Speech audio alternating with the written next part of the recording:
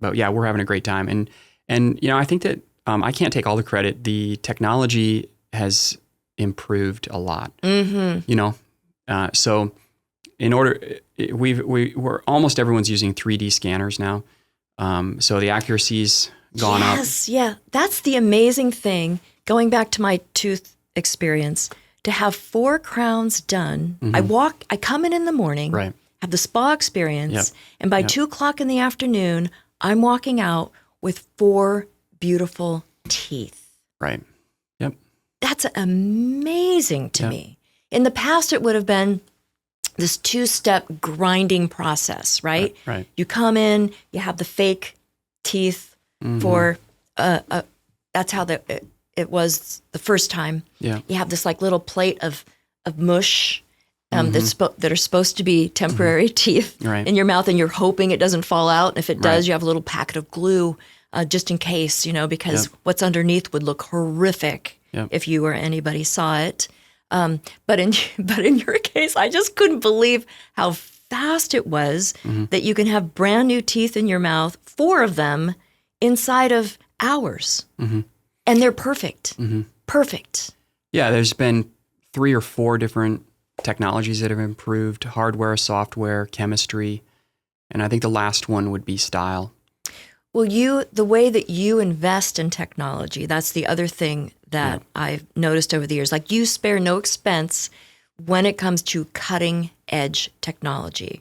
What's new, what works best, what's best for the patient. Right. There are some dentists who maybe can't afford or decide not to, maybe hold on to their older equipment. But you're always at the cutting edge of technology. Yeah, I mean, and that's from people I've worked with. Sun Valley, or actually, when I was still in my 20s, I think, late 20s, Dr. Zeno, an Italian dentist outside of Madison, Wisconsin, Sun Prairie, Wisconsin. He was one of the first adopters in CEREC, and I worked for him, and he taught me a lot. So when I had my own office, I was ready. I was ready. So after that point, the chemistry improved. The cameras improved a little bit. The hardware, the chemistry improved. What is the chemistry about? Yeah, I mean, the crowns that you had, the ugly crowns that you were mentioning, were probably porcelain fused to metal. Yes, they were. So metal is like a thin layer at the bottom. The problem with it is it blocks light. Yes, it did. So it's opaque. Yes, light does not shine through it. And natural teeth. That's why they looked gray. Yep. Yep. Yeah, and especially at the gum line. Right. Horrible. So natural teeth actually glow, kind of like a jar, like a alabaster jar, probably similar to alabaster stone. Oh, nice. Teeth have similar optical characteristics as alabaster stone. So a candle behind the stone makes the stone glow. Yes. Teeth have that same characteristic, and if you put, a metal tooth, it's not, obviously it's going to reflect the light.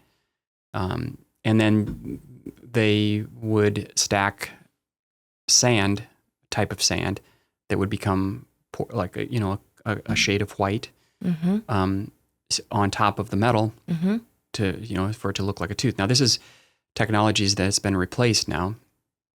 We don't need to use that anymore. That some of the chemistry that I'm referring to is Ivoclar has a product called Emax. It's lithium disilicate, which is a type of glass. A type, you could say it's like a replacement for the hydroxyapatite in your enamel. Oh, wow. Right. And it started out as a chemistry called Empress, and then Emax was Empress to the max. So Emax kind of changed the industry 25 years ago or more. And when Emax came out, that really changed the strength. So you could get something fairly strong, 400 or 500 kilopascals of edge strength. So that is how an edge is measured. Gold, obviously, it will bend, but porcelain will break. Enamel has about 200. Emax has about 400 or 500. Oh, zirconia has like stronger than 800 or 900 teeth. Yeah, stronger than teeth, stronger than the edge. I mean, whatever would break your teeth might break Emax, but it's not. It's certainly a little bit stronger and tougher than teeth. Okay. But it has to have a certain thickness, about the thickness of your enamel, and it's bonded to the surface. But that really changed, and what I learned from Dr. Zeno, I carried to my own practice, and then and from there we just improved on that. The chemistry keeps improving. Other companies have different types of lithium disilicate. They have their own. It's produced in a lab where it's and it's cooked. So through the process, kind of starts by looking clear or amber colored, like an amber, like an IPA beer. Yeah. Okay. And it looks a lot like that when it's like half cooked. But as it goes further down the process, it becomes kind of like a cloudy purple, and then it ends up tooth colored, which is like a cloudy white.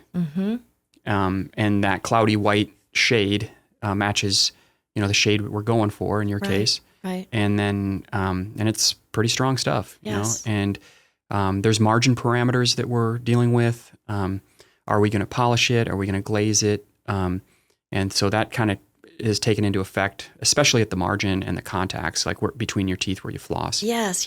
Sometimes I'm polishing, sometimes I'm characterizing with glaze to get that effect. And then the last part of the factors is the style. So, there's going to be different levels of talent when it comes to the dentist on how to shape teeth, like what are we looking for? The embrasures, which is like the little triangle on the edges, sometimes they're really a straight line, and sometimes there's more bumps between the teeth. Right. So generally, we want the embrasures to be more closed as we're closer to the midline. And as we go to the outside, the embrasures slowly open up. And that's what people don't know it, but they're like, yeah, that's great. I like that. Yes, And what looks natural versus what looks fake.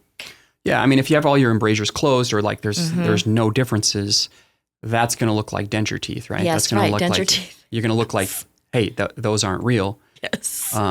Some people want that. Really? And a lot of times I'll do a test drive, like a mock-up. Yeah. Just to kind of like bring out those preferences for people.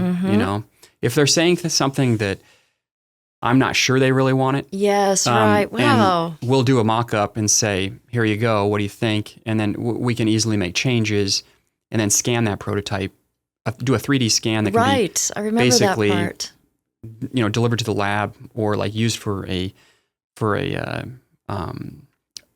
prototype or like a template, They even have now where you can, a mother who needs a makeover because of dentistry or for some reason that needs a smile donor.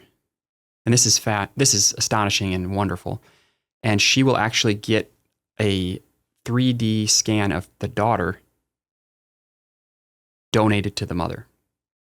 So all you have to do is scan the daughter who has like the different, because this mother has like a unique shape, like the unique shape of her teeth. Okay. That has been lost. Oh, I see. Okay. Oh, like she's lost her teeth. In some cases, she's through excessive wear or bad dentistry, she has lost that. So she doesn't remember how she used to look when she was 18. Yeah, right. Okay, I get it. In her 20s, right? Yeah, right. So you're going through different designs. There's a lot of different designs, and it's like, that's not me. That for some reason, that's not me. But she's got a daughter that might be like in her 20s. That's it, right? So scan the daughter's teeth. That's a 3D template that can be used for the mom. And it's wonderful. It's beautiful. That's so in some cases, you can incredible. get lucky there,